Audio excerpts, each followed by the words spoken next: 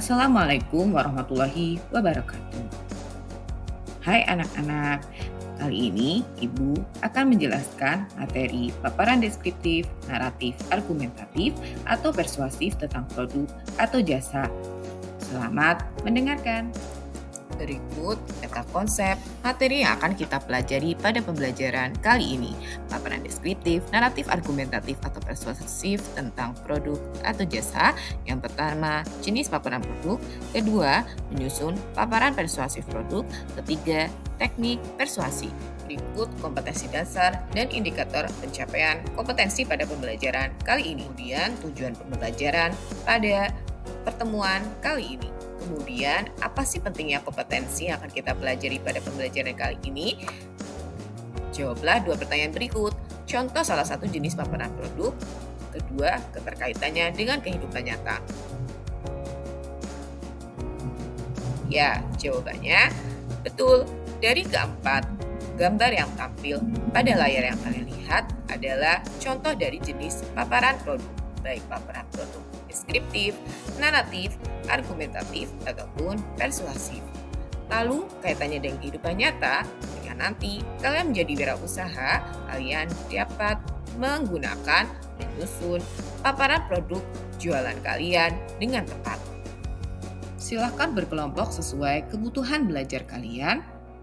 Ibu beri waktu 10 detik dari sekarang.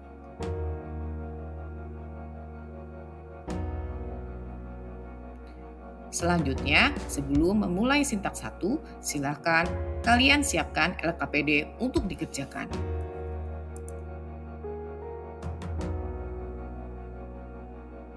Di era serba modern ini, jualan tak hanya berpangku pada cara tradisional seperti mejeng di toko, namun juga di media sosial. Salah satunya TikTok yang kerap digunakan untuk live streaming para penjual. Dengan cara itu, penjual dapat memperkenalkan barang-barangnya lebih detail, bahkan bisa langsung mendapat pembeli. Namun jualan adalah tentang momentum, bisa jadi laku, bisa jadi sepi seperti yang dirasakan seorang wanita berikut ini. Wanita yang tidak diketahui namanya ini melakukan hal yang sama dengan membuat siaran langsung di TikTok. Dari video yang diunggah ulang Instagram @makassar_info, dia terlihat mempromosikan dagangan baju. Namun tak disangka, setelah berjam-jam live streaming, dia tidak mendapatkan satupun orderan. Meskipun tidak berucap apa-apa, namun dia terlihat menangis. Video singkat itu merekam dirinya yang mengusap air mata dengan hembusan nafas yang mewakili kekecewaannya.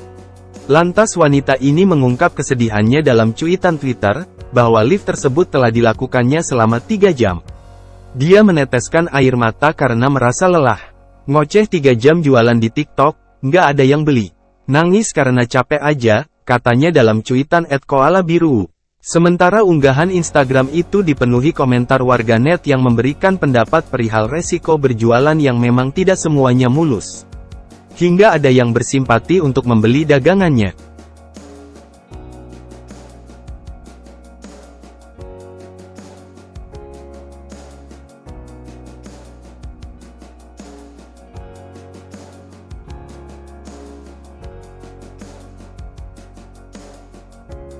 Terima kasih sudah nonton. Jangan lupa like, subscribe, dan share ya.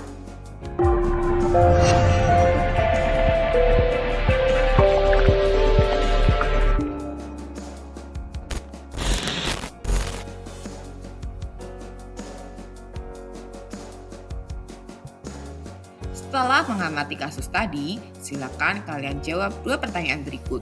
Yang pertama, informasi apa saja yang kalian dapatkan dari menonton dan mengamati kasus tersebut? Kedua, menurutmu, apakah paparan produk yang tidak tepat dapat mempengaruhi hasil penjualan yang kurang pada kasus tersebut? Kenapa? Jelaskan alasan. Sintak 2, mengorganisasikan peserta didik untuk belajar. Akses dan pelajari materi ajar sesuai media yang dipilihmu, audio atau visual, untuk memecahkan kasus tadi. Jawablah 2 pertanyaan berikut. Pertama, setelah menonton, mengamati kasus, serta membaca atau mendengarkan materi ajar, silakan identifikasi masalah utama yang akan kita pecahkan pada materi kali ini. Kemudian, buatlah daftar pertanyaan untuk didiskusikan dengan kelompokmu di LKPD yang sudah disediakan. Materi ajar yang pertama pada pembelajaran kali ini. yakni jenis paparan produk. Sebuah produk yang dihasilkan oleh institusi perusahaan biasanya disertai dengan informasi produk. Paparan produk biasanya menggunakan paparan yang bersifat deskriptif, naratif, argumentatif, ataupun persuasif. Apa itu paparan deskriptif? Paparan deskriptif adalah paparan yang sifatnya merinci atau melukiskan sebuah produk secara rinci. Ciri-ciri paparan ini yakni: pertama, menggambarkan atau melukiskan keadaan sebuah produk. Kedua, melibatkan panca indera yaitu pendengaran, penglihatan, penciuman, pengecapan, dan peraba. Ketiga, menjelaskan ciri-ciri fisik produk seperti warna, ukuran, bentuk, dan kepribadian secara terperinci. Dan terakhir, mengandung banyak kata atau frasa yang bermakna keadaan atau kata sifat. Floridina baru. So juicy. Floridina Florida Orange dengan Pulp Protection System, bulir lebih utuh, lebih banyak. Mengandung vitamin C untuk lengkapi kebutuhan harianmu. Bulirnya pop. Seger dan juicy-nya favorit semua. Lebih fresh. All the fun begins with Floridina. Harga 3.000 dari Wingspun. Apakah paparan naratif itu? Paparan naratif adalah paparan yang mengungkapkan suatu kisah, peristiwa, atau pengalaman pribadi secara urut. Ciri-ciri paparan ini yakni: pertama, umumnya melibatkan tokoh, tempat, waktu, dan suasana yang diceritakan. Kedua, lebih menitik beratkan pada urutan peristiwa. Aqua percaya akan kebijaksanaan dan keajaiban alam. Aqua berasal dari gunung-gunung terpilih, bukan tempat yang mudah tercemar. Aqua disaring oleh lapisan bebatuan pelindung tanpa proses rekayasa. Aqua mengandung mineral alami tanpa tambahan zat berbahaya. Sehingga Aqua terasa dingin tanpa didinginkan. Jelaskan kalau tak semua air itu Aqua. Aqua 100% murni. Apa itu paparan argumentatif? Paparan argumentatif adalah sebuah paparan produk dengan gagasan utama yang ditampilkan berupa penjabaran pendapat, ulasan, bahasan, atau ide pribadi pembuat produk. Ciri dari paparan ini yakni: pertama, mengandung data-data faktual untuk meyakinkan konsumen. Kedua, mengandung pendapat, pandangan, atau keyakinan penulis terhadap suatu produk. Ketiga, menjabarkan permasalahan dengan cara menganalisis dan menganaloginya. Dan terakhir, memiliki kesimpulan berupa pendapat yang lebih Dulu luas. aku pikir semua air mineral itu sama. Ternyata ya lem mineral itu beda. Di luar panas banget. Iya, habis minum lem mineral, rasanya smooth banget. Contoh paparan Nggak enak. argumentatif. Iya, kayak aroma manisnya. Le mineral memang berbeda. Sumber airnya mengandung mineral esensial. Dikemas menggunakan 3 proteksi berlapis.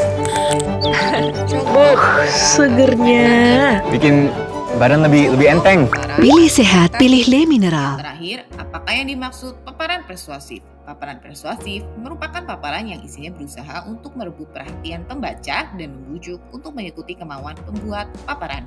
Ciri-ciri paparan ini yakni: pertama, berusaha menghindari konflik dengan pembaca. Kedua, penulis memiliki keyakinan bahwa pendirian pembaca dapat berubah. Ketiga, berusaha menjelaskan dan menarik kepercayaan pembaca. Keempat, menciptakan kesepakatan atau janji-janji jaminan mutu untuk meningkatkan kepercayaan calon konsumen. Dan terakhir, biasanya mengandung kata-kata ajakan, misalnya ayo, mari, silahkan, ambillah. Nah, begitu dong lo. Kerja. Ini dikerjain. Mas, ya. Iya, bisa. Kang, Kang. Loh, anak-anak pada ke sekolah, Bu? Itulah bang, biar saya suruh jualan aja, bantu-bantu bapaknya. Kalau si Neneng akan saya kawinkan aja. Kok dikawinin, Bu? Bu, biar lagi susah. Kalau bisa si Cecep jangan sampai putus sekolah, Bu. Betul, biar sambil jualan harus tetap sekolah. Ntar malah kayak Ini gue lo. Tapi bener juga, Po. Kalau kagak sekolah kayak saya, bisa apes. Ayo deh, Bu, yang terdapat. Oh ya? Ayo. Kita semua tahu, keadaan memang susah. Tapi jangan menyerah. Anak-anak tetap sekolah demi masa depan.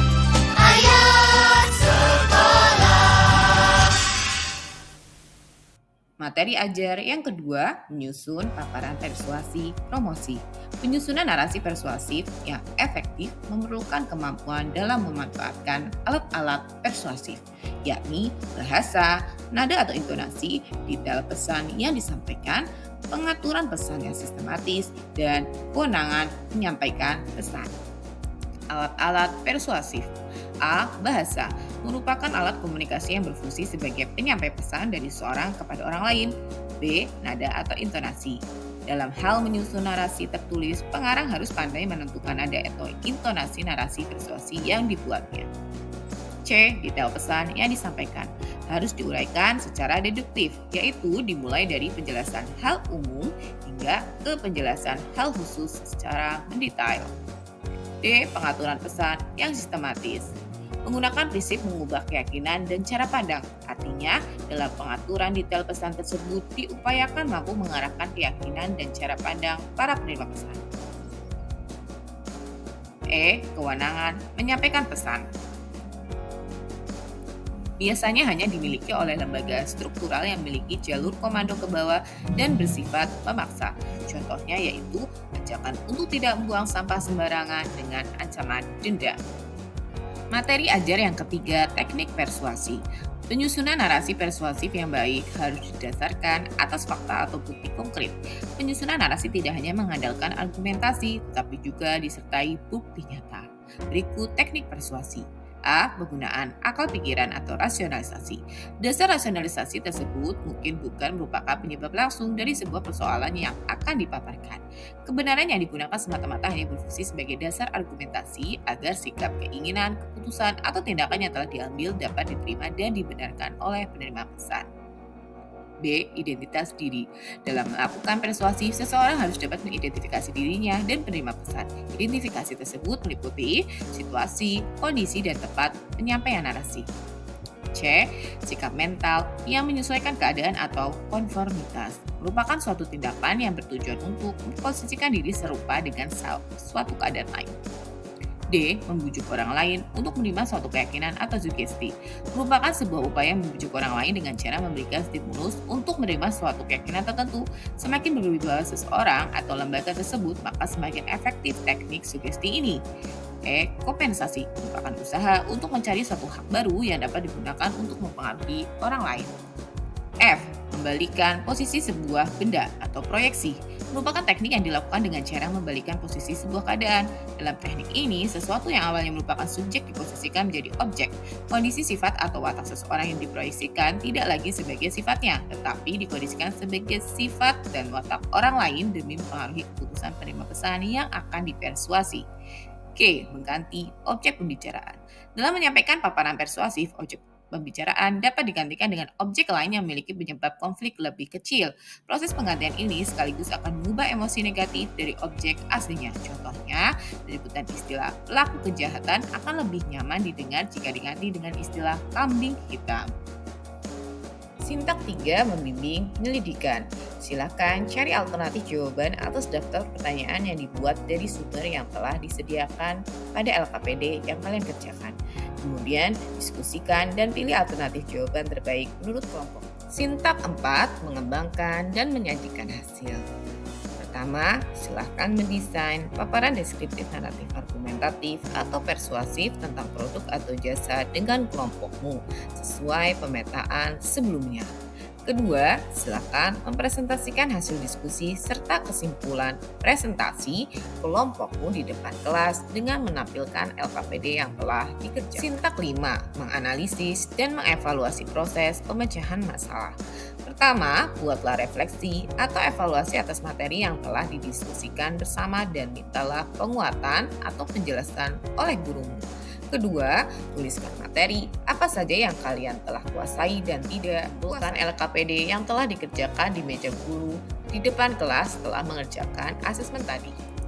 Jangan lupa belajar ya anak-anak. Materi selanjutnya, media promosi.